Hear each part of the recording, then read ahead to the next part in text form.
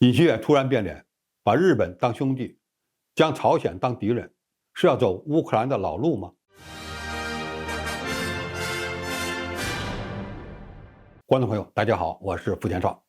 在美国的印太战略中，拉着韩国和日本结成军事同盟，是应对朝鲜和中国的关键。日本政府不必说了，早已铁了心要抱美国的大腿，成为在东北亚军事对抗中国的桥头堡。但是韩国怎么做，还存在着很大的不确定性。有一个敏感的问题，韩国与日本有着世仇，日韩关系的缓和面临的阻力非常大。然而，自尹锡悦政府上台以来，在对外关系上却表现得比较幼稚，左右摇摆不定。近日，韩国罕见地与日本和美国发表共同声明，强调了维护台海和平稳定的重要性。这与文在寅政府时期避免谈及台湾问题形成了明显的反差。而朝鲜不断试射导弹的举动证明，韩国政府搞不好很可能将朝鲜半岛拖入危险的境地，让韩国变成第二个乌克兰。据韩联社报道，韩国国防部近日发布了2022年版的国防白皮书，时隔6年之后，再次将朝鲜和朝鲜人民军描述为敌人。我们不妨对比一下，文在寅政府时期的表述是这样的：将威胁和侵犯国家主权领土、国民生命财产安全的一切势力视为敌人。那么，这个敌人有可能是朝鲜，也有可能是日本。不直接点名朝鲜，是一种善意的表现。而韩国2022年版的国防白皮书对日本的描述也变了，称对方为拥有相同价值观的近邻。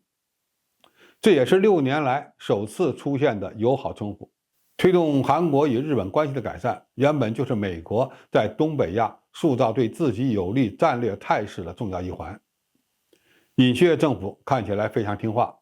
在这份白皮书中加入了韩日国防部门增进情报领域的合作，努力解决其他双边问题等新内容。白皮书还列举了去年6月香格里拉对话期间的韩美日防长会谈，9月份的韩日副防长会谈，11月的韩国军队参加日本自卫队阅舰式等事例，证明韩国有意愿与日本在军事层面进行更深层次的交流与合作。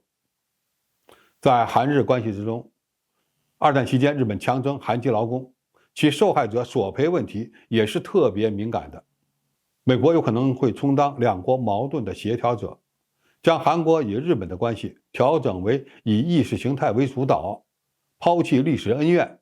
而这些证明尹锡悦政府在国家安全战略上进一步靠拢美国和日本。韩国的悲剧就在于以为美国能够给自己提供足够的安全保护，特别是核保护伞，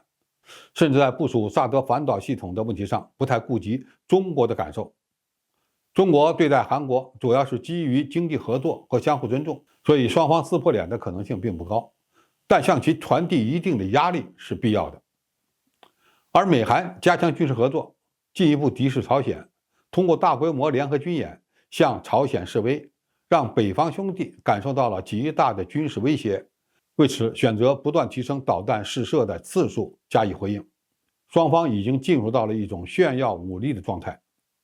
朝鲜在美国的制裁和军事演习的威胁下，有着非常强烈的不安全感。基于相互间的不信任，这种不安全感又会因为韩国政府对朝鲜的敌视，随时会反馈到韩国人的身上。类似于延坪岛交火的事件可能会再度发生。韩国在双方发生炮战的时候可占不到任何便宜。